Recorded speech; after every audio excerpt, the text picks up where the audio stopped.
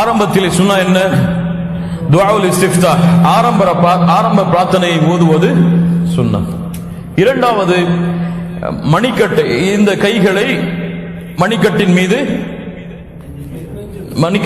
வைத்து அதை நெஞ்சின் மீது வைப்பது, அல்லது திராய் முழங்கையின் மீது வைப்பது, அல்லது அதை மணிக்கட்டை பிடித்துக் கொள்வது. இந்த மூன்றும் அல்லாஹ்வுடைய தூதர் ஸல்லல்லாஹு அலைஹி வஸல்லம் அவர்களுடைய சுன்னா.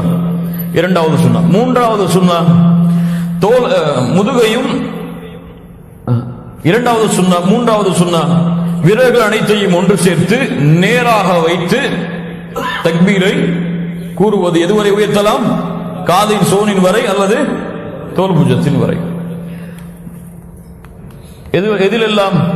ஆரம்ப தக்பீரில், முதல் தக்பீரில், ருக்கூ செல்லும் பொழுது, ருக்கூவிலிருந்து எழுந்திருக்கும் பொழுது, இரண்டாவது தஹியாத்திலிருந்து எழுந்திருக்கும் பொழுது, எல்லா நிலைகளிலும் கைகளை உயர்த்துதல் தான் அல்லாஹ்வுடைய தூதர் ஸல்லல்லாஹு அலைஹி வஸல்லம் அவர்களுடைய சுன்னா. நான் கூறிய இந்த நிலைகளில் எல்லாம்.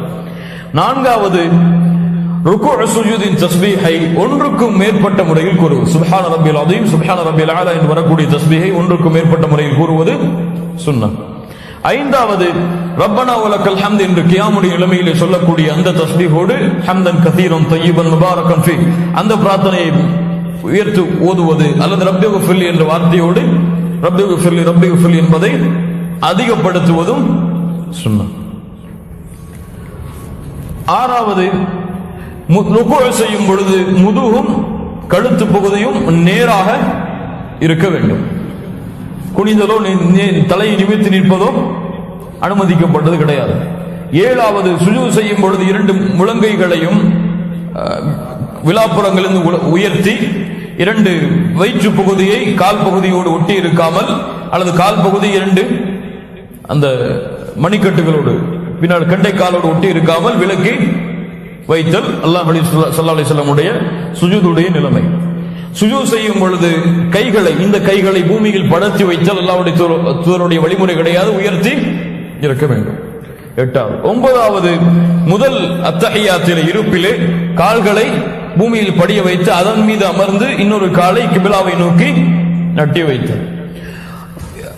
எதிலெல்லாம்? இரண்டு அத்தஹியாத்துகள் வரும். முதல் அத்தஹியாத்திலும் இரண்டு சஜிதாக்கள் வரும் பொழுது அந்த இரண்டுக்கு இடையிலே வரக்கூடிய இருப்பிலும், அந்த இரண்டுக்கு இடையிலே இருக்கக்கூடிய இருப்பில் என்ன முறையில் அமரலாம்? யக்கா என்று அழைக்கப்படக்கூடிய கால்களை பூமியில் ஊன்றி அதன் மீது அமரக்கூடிய, இரண்டு கால்களின் மீது அமரக்கூடிய முறையின்படி அமர்வது ஏற்றுக்கொள்ளப்பட்டது, சுன்னாதானது. பத்தாவது, கடைசி அத்தஹியாத்தில் அமரும் பொழுது கால்களை வலது காலை இடது காலின் கீழே விட்டு பூமியின் மீது அமர்ந்து இன்னொரு காலை நட்டி வைத்தல். இது கடைசி அத்தஹியாத்து. 11வது, கைகளை அசைத்தலோ அல்லது நீட்டி வைத்தலோ அல்லாஹ்வுடைய ஸல்லல்லாஹு அலைஹி வஸல்லம் சுன்னா ஆரம்பத்திலிருந்து இறுதி வரை என்ன விரலைத்தான்? ஆட்காட்டி விரலை மட்டுமே. 12வது அத்தஹியாத்தில் அல்லாஹ்வுடைய தூதர் ஸல்லல்லாஹு அலைஹி வஸல்லம் அவர்களுக்கும் அவர்களுடைய குடும்பத்தாருக்கும், அவர்களுடைய இப்ராஹிம் அலைஹிஸ்ஸலாம் அவர்களுக்கும் அவர்களுடைய குடும்பத்தாருக்கும் ஸலவாத்தை கூறுவார். 13வது கடைசி அத்தஹியாத்தில் துஆக்களை ஓதுவது, அந்த அத்தஹியா ஸலவாத்திற்கு பிறகு வரக்கூடிய துஆக்களை ஓதுவது. 14வது ஃபஜ்ருடைய தொழுகை, ஜும்ஆவுடைய தொழுகை, ஈதைன் பெருநாளுடைய தொழுகை, மலை தொழுகை, இஷாவுடைய மகரிப் இஷா அதில் முதல் 2 ரக்காத்துகள் அனைத்திலும் சத்தமிட்டு குர்ஆனை ஓதுவது. அடுத்து துஹர், அஸ்ர் அல்லது இஷாவுடைய 2 ரக்காத், மகரிபுடைய 3வது ரக்காத், அஸ்ருடைய எல்லா இருப்பிலும் இதில் எல்லாம் மௌனமாக குர்ஆனை ஓதுவது சுன்னத். 16வது சூரத்துல் ஃபாத்திஹாவை தவிர மற்ற சூறாக்களை அதிகப்படுத்துவது. இந்த 16 சுன்னாக்களை தான் சுன்னு ஸலாஹுடைய பாடத்திலே ஷேக் அவர்கள் கொண்டு வருகிறார்கள்.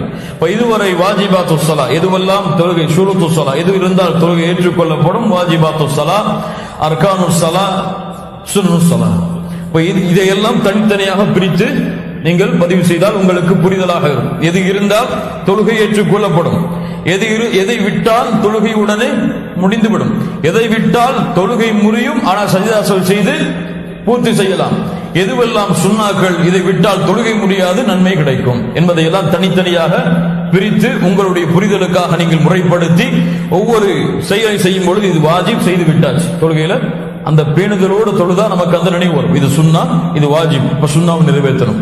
அடுத்து ருக்குன் வருது, அதை நிறைவேற்றணும். அப்ப வாஜிப், இப்போ வாஜிபை விட்டுடும் ஞாபகம் வருது, ஒன்னு சஜ்ஜா செய்யணும். இப்ப இந்த முறைப்படி நம்முடைய தொழுகையை நாம் பழக்கப்படுத்தினால் தொழுகையின் ஆர்வம் அதிகரிப்பதற்கு ஒரு முறை. ஏன் இதெல்லாம் எதன் அடிப்படையில் அமைகிறது? சல்லு கமராய்துமூனி வஸல்லி, என்னை எப்படி தொழக்கண்டீர்களோ அப்படியே நீங்களும் தொழுங்கள். தொழுகை என்பது அல்லாஹ்வுடைய தூதர் ஸல்லல்லாஹு அலைஹி வஸல்லம் அவர்களிடத்திலிருந்து நாம் படித்த பாடம். அவங்க யாரிடத்திலிருந்து படித்தார்கள்? ஜிப்ரீல் அலைஹிஸ்ஸலாம் அவர்களிடத்திலிருந்து படித்தார்கள்.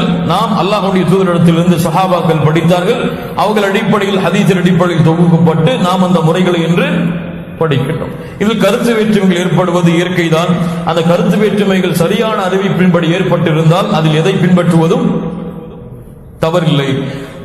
பலகீனமான அறிவிப்பு, ஆதாரப்பூர்வமான அறிவிப்பு, அதன் அடிப்படையில் கருத்து வேற்றுமை ஏற்பட்டிருந்தால் ஆதாரப்பூர்வமான அறிவிப்பை கொண்டு செயல்படுவது சுன்னா.